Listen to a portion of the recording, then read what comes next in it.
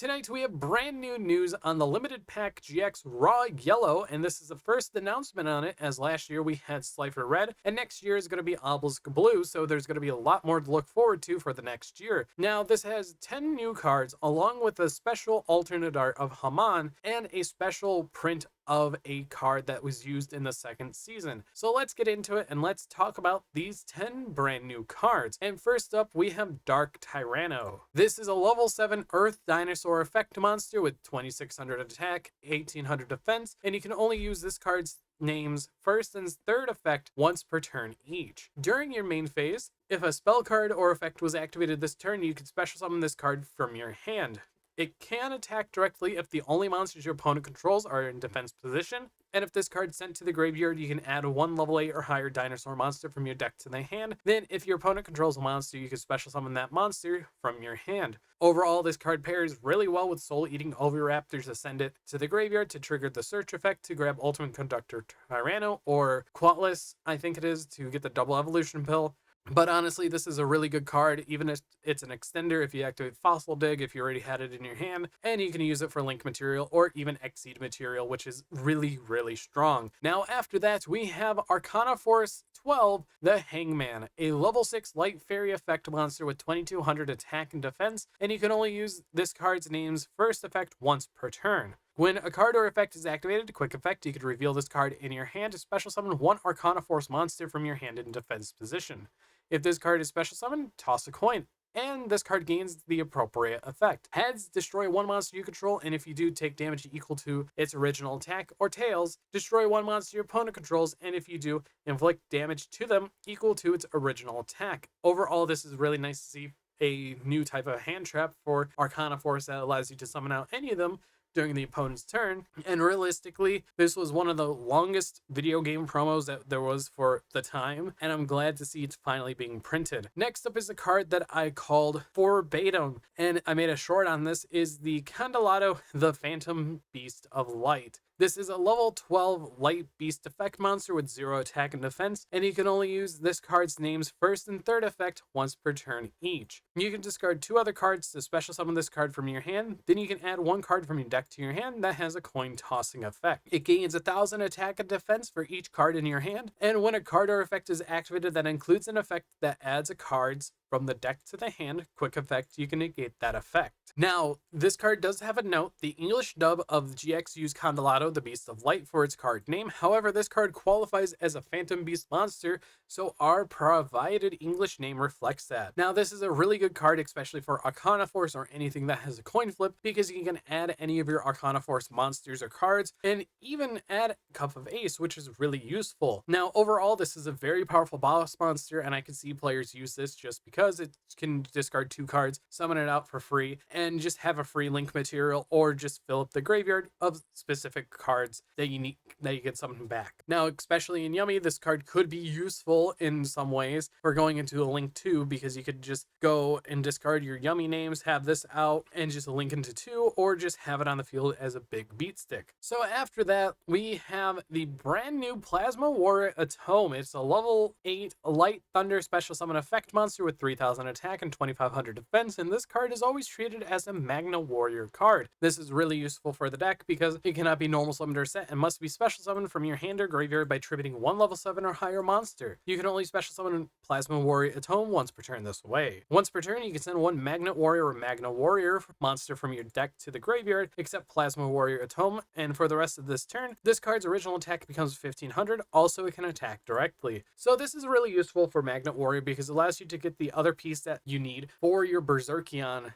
and it's really useful for that. Or you can send any of your level 4 or level 3s to the graveyard so you have ways to summon them back for later. Also, being searchable off of Lightning Crash is really useful too, so this is a very possible way to just run one of it in your deck, and overall, definitely a powerful Magnet Warrior card if I say so. Next up, we have White Knight Lords. This is a level 7 light warrior effect monster with 2000 attack and defense, and you can only use this card's name's first effect once per turn. You can banish 3 monsters from your graveyard, special summon this card from your hand, and apply one of these effects. Special summon 1 White Knight or White Knight monster from your deck or hand, or add 1 White Veil from your deck to your hand. When an attack is declared involving this card and an opponent's monster, change that monster's attack to 0, and if this card is destroyed by your opponent, inflict 1,000 damage to them. So overall, this card is really useful, being able to summon out any of your White Knights monsters, which there are none, but you can also summon, I think, out White Knight Dragon and White Knight Queen. I'm not too sure on Queen. She might be excluded because that was a part of Alexis's deck in the Society of Light arc, but overall, it's nice to see that we finally have the first White Knight, and I cannot wait to see what they're going to do with the rest of them. Are they going to go Magnet Warrior route and retrain the whole deck into an actual theme for the next set, or have it tie in with something else? Now, there is a note here. In the English dubs of the anime, this card was named White Knight Lord. However, its effects here is not supposed to special summon Morpheus, the Dream Mirror of White Knight, so we're sticking with the plural form, which makes a lot of sense because, hey, Dream Mirror, I don't remember the last time that deck really was talked about or even saw play. The next card I am definitely worried about because it mentions a card that's currently limited, and it is the Invincible Demise Lord. This is a level 6 Dark Fiend effect monster with 1300 attack and 2000 defense. You can only use this card's names first and second effect once per turn each.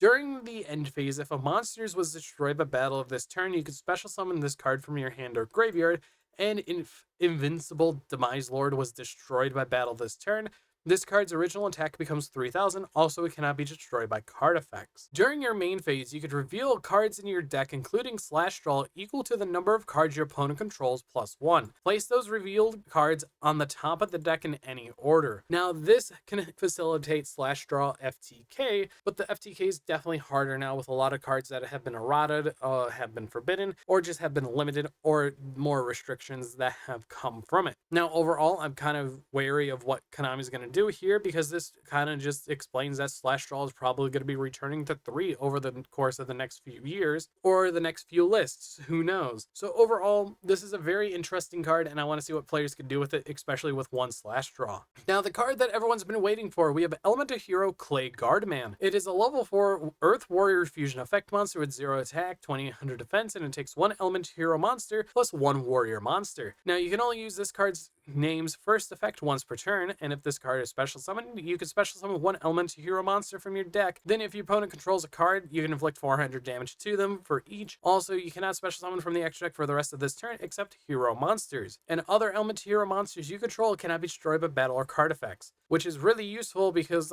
being blown out by Raigeki, Dark Hole, Lightning Storm, whatever, it's really hard for heroes, but they still have to worry about things like Nibiru, the Mulch Armies, Ash Blossom, Imperm, the Dominus cards. So honestly, this is a really nice implementation to the deck, and this English dub of GX named this card as Elemental Hero Clay Guardian, but this card isn't a guardian monster in Japanese. Thus, we're sticking with the Clayguardman instead, which is honestly understandable because it cannot be facilitated with Principug, which is one of the cards that made Guardians more of a deck than what they already were. Next up, we have a super broken card, being Dollhammer. It is a normal spell card, and you can only use this card's first and second effect once per turn each. Target 1 monster you control, destroy it, and if you do, draw 2 cards. Then you can change the battle position of one opponent's monster. If a monster is special summoned from your graveyard while this card is in your graveyard, you can add this card to your hand. This literally screams, play me in Unchained because I draw 2 and destroy a card. And honestly, getting this card for Unchained, for Cosmo, Tearlament, is really good, and you have to be cautious of it just in case if something happens. You need to probably ash it or just use a way to stop the draw from happening. Overall, a really good card for a normal spell card, and I cannot wait to see how this affects the meta, especially post Revolution Booster. So this is going to be one thing to watch out for sure. Next up, we have Quick Summon, and it is a quick play spell card, and you can only use the second effect of this card's name once per turn. Immediately after this effect resolves, normal summon set 1 monster. When you do, this way, if your opponent controls a monster, you can normal summon a level 5 or higher monster without tributing. Okay, so, okay. During your main phase, if this card is in your graveyard, except the turn that it was sent there, you could banish it. Add 1 level 5 or higher monster from your deck or graveyard to your hand that could be normal summoned or set. Then immediately after this effect resolves, you could tribute summon it. So you're searching out Sphere Mode. Legit, just searching it out and tribute your opponent's board. Cool, got it. That's actually really cool. And finally we have D-Burst. It is a normal spell card, and you can only activate one card with this card's name per turn. Target one face-up spell you control, destroy it, and if you do, draw one card. Then if you control a Destiny Hero monster, you can special summon one Destiny Hero monster from your hand, graveyard, or banishment. If a monster equipped with an equipped card or a Destiny Hero Dogma attacks at the end of the damage step, you can banish this card from your graveyard. That monster can make a second attack in a row. Overall, this is an alright card, and I could definitely see some versions of Hero using it, but not really at all. Maybe Destiny Hero, if so, but honestly, this card's alright. And finally, let's take a look at the special variant card being Haman, Lord of Striking Thunder, in its ancient Hebrew version, which is honestly absolutely amazing. And I cannot wait to see the Obelisk card, because we have 2 of the 3 so far. Kind of sad it didn't come over to the TCG. I hope it comes to the TCG with the other 2 in a special bundle type deal, because it would be really nice to finally get something like this. And we also have the effect version, which honestly looks a little alright compared to this. And then we also have